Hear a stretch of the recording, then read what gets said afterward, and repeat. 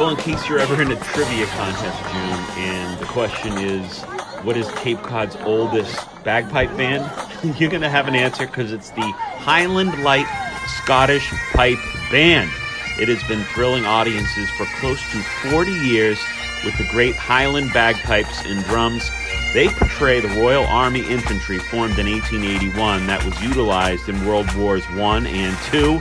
You know, I gotta love the bagpipes when they come around. You just get the chills and you just feel so good, so patriotic. You know, it's the holiday season. These guys working really hard. This is a hard thing to do. It's difficult to blow into these bagpipes, Chuck. I don't know about you, but I couldn't do it. Have you ever tried?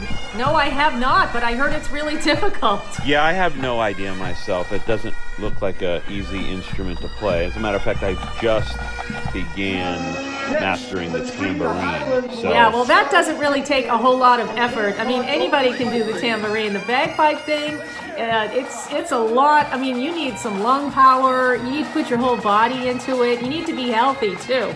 Well, that leaves me out. The band wears ancient hunting Stuart tartan. I think that's how it's pronounced. The band is named for the Cape Cod Lighthouse, also known as Highland Light, as well as the Highland Light Infantry of the Royal Army.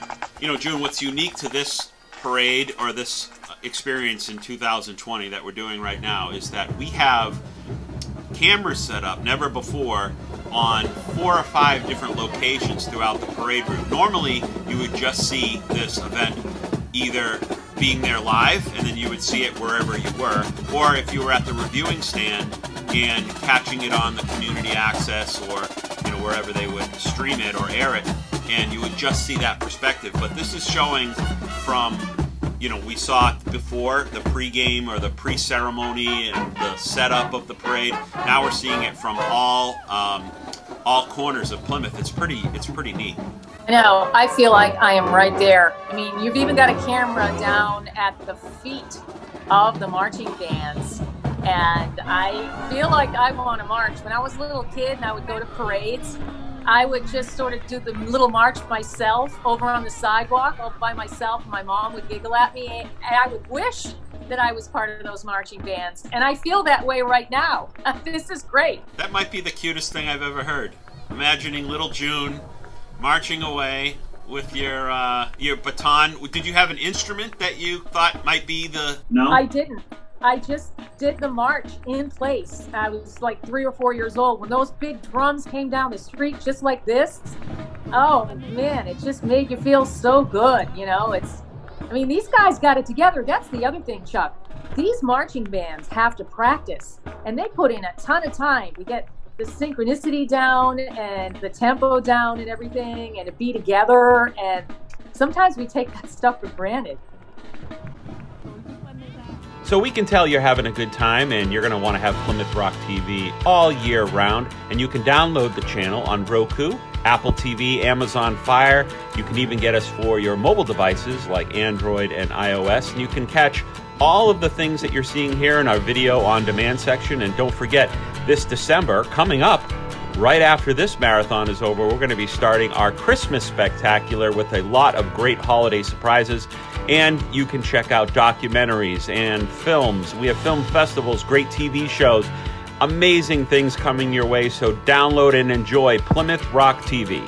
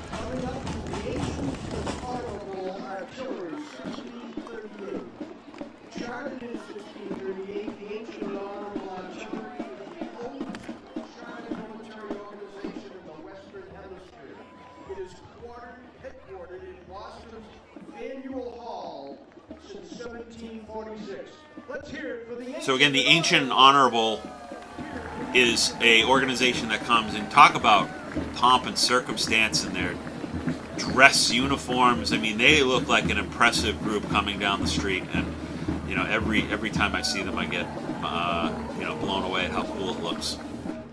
I just wonder, seeing that this group goes back so many years and so many hundreds of years, how many of these guys have great-grandfathers and great-great-grandfathers that were maybe in this group? You just never know.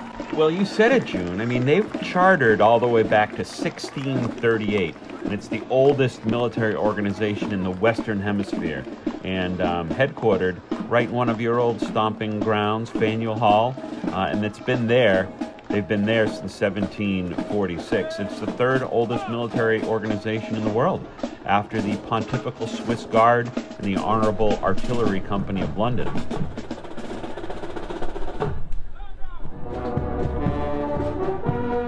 Well, folks, if you're just joining us, you're watching the America's Hometown Thanksgiving celebration. It's our Thanksgiving marathon here on Plymouth Rock TV, and I'm joined by June Knight, who is in South Florida. I'm Chuck Nilosek. I'm in Plymouth, Massachusetts, and we're having some Thanksgiving fun, showing you 20 years worth of highlights from, again, America's hometown. This is where it all started. This is where the Thanksgiving experience all began. I love that everybody is involved. I love that we have our U.S. history represented to the max. I love that local high schools are involved and marching bands. I love that afterwards you get that community feeling where you can go to one of the restaurants and maybe have late lunch, early dinner, a cold beer or a glass of red wine to warm you up, bring the family, sit fireside. I know I live in Florida, but I miss all that from New England. Just watching this and watching it on the app makes me a little bit homesick. I'm so glad we've done this. Yeah.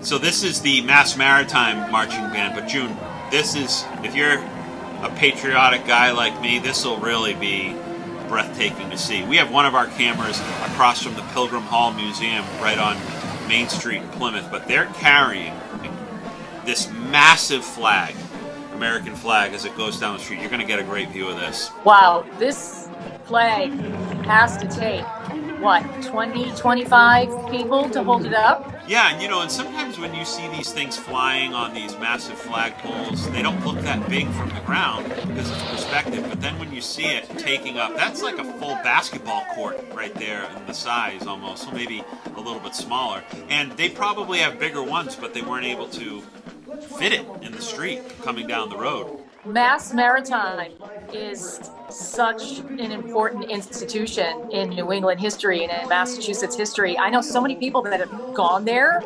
and that have attended there. And, my cousin's son went to Mass Maritime, and he's in the Navy now. And I just love seeing them in this parade. I live down by Mass Maritime in the Buzzards Bay area, and I love going down there, taking walks along the canal, seeing the Cape Cod Railway Bridge go up and down, and it really is something special.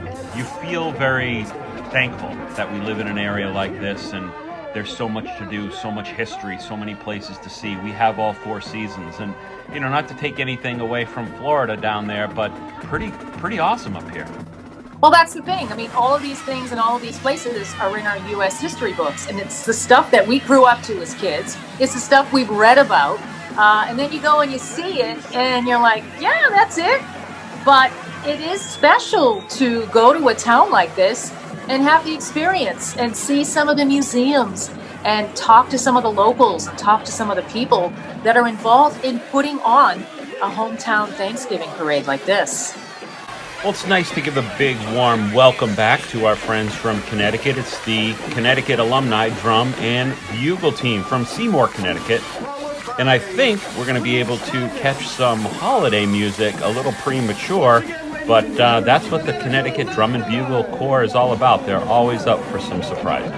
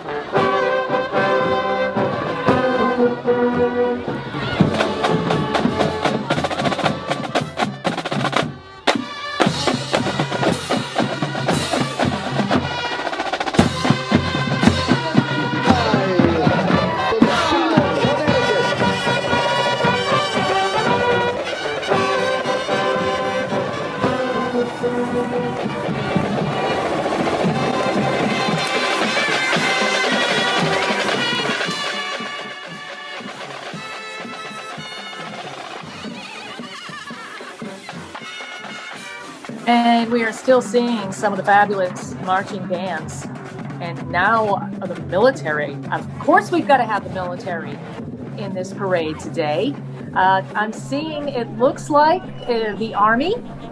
Yeah, this is the National Guard, Massachusetts 215th Army Band. You know, I think it's the second oldest Army band in the United States, and they're based in Fall River. And they're part of the event every single year, and those marching bands come in all shapes and sizes, and when the military are participating, a lot of times the veterans that participate are touched and feel like they're being remembered as well, and it's nice to see. Yeah, I'm just getting melancholy watching the bands, watching the floats, because this is what the USA is all about. We're out gathering, we're with our family, we're with our friends, we're with our community, and you can almost smell the cotton candy and the brown gravy and the potatoes and everything, just watching this parade today. Oh, you absolutely have no idea how incredible it is, and because again, the food festival is right behind the reviewing stand. And this is one of the biggest birthplaces of American history. It's where it all started. It's Plymouth, Massachusetts. Whether you spell it with an I or a Y, I don't know what that's all about, but it is Plymouth, and it's the home of Plymouth Rock. And that's what we're watching today. We're watching the greatest of parades past, of course, before COVID. And I just wish I was there. That's all.